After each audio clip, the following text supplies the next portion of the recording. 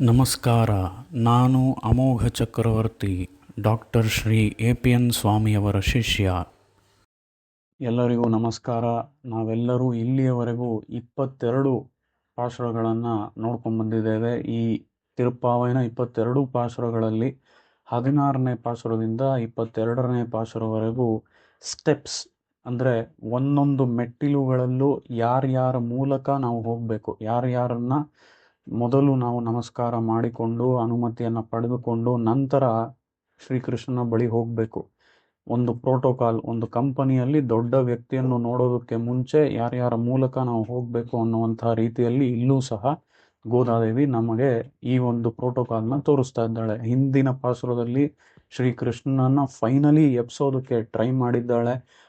ಅದಾದ ಮೇಲೆ ಈಗ ಶ್ರೀಕೃಷ್ಣ ಎದ್ದು ತನ್ನ ಎರಡೂ ಕಣ್ಣುಗಳನ್ನು ಸ್ವಲ್ಪವಾಗಿ ಬಿಡಪ್ಪ ಅಂತ ಹೇಗೆ ಕೇಳಿಕೊಂಡ್ಲೋ, ಈಗ ಬಿಟ್ಟನ ಇಲ್ವಾ ಅನ್ನುವಂಥದ್ದು ಉತ್ತರ ಈ ಪಾಸುರದಿಂದ ನಮಗೆ ತಿಳಿಯುತ್ತೆ.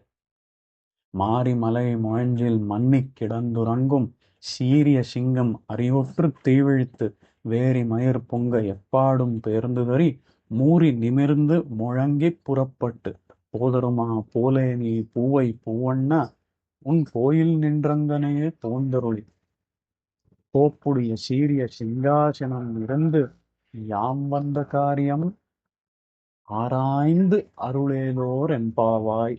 ಈ ಆರಾಯ್ದು ಅರುಳ್ ಅನ್ನುವಂತಹ ಈ ಪದವನ್ನ ನಾವು 2ನೇ ಬಾರಿ ನೋಡ್ತಾ ಇದ್ದೀವಿ ಅಲ್ವಾ.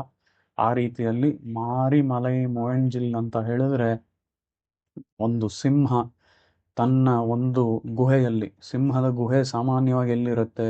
ಕಾಡುಗಳಲ್ಲಿ. ಅದು ಮಲೆಯ ಪ್ರದೇಶದಲ್ಲಿ ಕಾಡುಗಳಲ್ಲಿ ಒಂದು ಸಿಂಹದ ಗುಹೆ ಇದ್ದರೆ ಆ ಗುಹೆಯಲ್ಲಿ ಸಿಂಹ ಹೋಗಿ ಎಷ್ಟೋ ತಿಂಗಳುಗಳ ಕಾಲ, ಅದು ಎಸ್ಪೆಷಲಿ ಮಳೆಗಾಲದಲ್ಲಿ ಅಲ್ಲಿ ಹೋಗಿ ಉಳ್ಕೊಂಡ್ಬಿಡುತ್ತಂತೆ. ಆ ಮಳೆಗಾಲ ಎಲ್ಲ ಮುಗಿದ ಮೇಲೆ ಅದು ಹೊರಗೆ ಎದ್ದು ಬರಬೇಕು ಅಲ್ವಾ. ಆ ಹೊರಗೆ ಎದ್ದು ಬರುವಂತಹ ಒಂದು ಪ್ರೊಸೀಜರ್ ಆಗಲಿ, ಇದೇ ರೀತಿ ಇಲ್ಲಿ ನಮ್ಮ ಶ್ರೀಕೃಷ್ಣನು ನಾವು ಎಪ್ಸಿದ್ದಕ್ಕೆ ಎದ್ದು ಬರ್ತಾ ಇದ್ದಾನೆ ಅಂತ ಹೇಳಿ ಈ ವರ್ಣನೆಯನ್ನ ಇಲ್ಲಿ ಮಾಡ್ತಾ ಇದ್ದಾಳೆ ಗೋದಾದೇವಿ.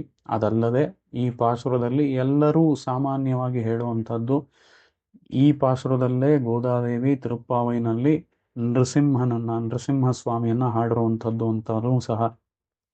ಇದಲ್ಲದೆ ಬಹಳಷ್ಟು ಆಶ್ಚರ್ಯಕರವಾದಂತಹ ವಿಷಯಗಳು, ವಿವರಣೆಗಳು ನಮ್ಮ ಆಚಾರ್ಯರಿಂದ ಈ ಪಾಸುರಕ್ಕೆ ಕೊಡಲ್ಪಟ್ಟಲಾಗಿದೆ. ಈ ಎಲ್ಲ ಅರ್ಥಗಳನ್ನು ತಾವೆಲ್ಲರೂ ತಿಳಿಬೇಕು ಅಂತಂದರೆ ಇವತ್ತು ಸಂಜೆ ಆಂಡಾಳ್ ಮಂದಿರ, ಮೈಸೂರು 6ರಿಂದ 7:30 ಗಂಟೆಗೆ ಬರಬೇಕು ಅಂತ ಹೇಳಿ ಪ್ರಾರ್ಥನೆ ಮಾಡ್ಕೊಳ್ತೇನೆ. ಧನ್ಯವಾದ.